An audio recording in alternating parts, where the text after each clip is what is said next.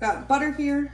I have a whisk on here so that way we can try and get this little whisked up just a smidgen here. This is room temperature butter. It's going to take a little bit to get this whisked up. Now that we got that a little bit working here, we're going to add in some powdered sugar.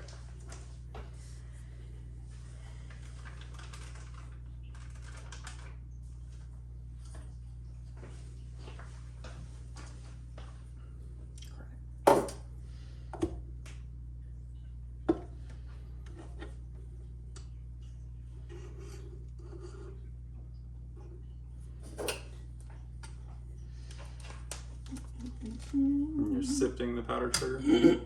Yes, because I don't want to have chunks in my stuff. So this filled is about 3 cups here. See how it just kind of comes out chunky? If you sift it, it comes out a little bit more smooth. And yes, it makes a mess.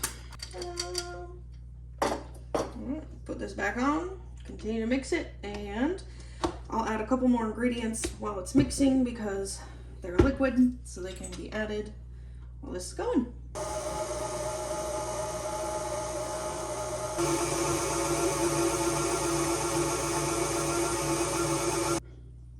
This is looking really good.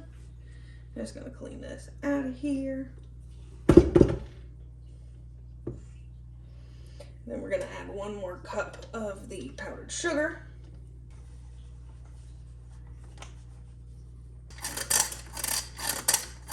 Now we're just gonna let this bad boy spin for a little while. 1 eternity later. All right, so now let's check on our buttercream here. This is a great consistency. It looks really good. I just gotta get it all out of here. I was gonna use my other attachment to mix all of this, but I really want this buttercream to be a little bit more fluffy and air-filled, I guess you could say. So that's why I wanted to use the whisk beater, so that way we can get it a little bit fluffier. There we are, first round of buttercream.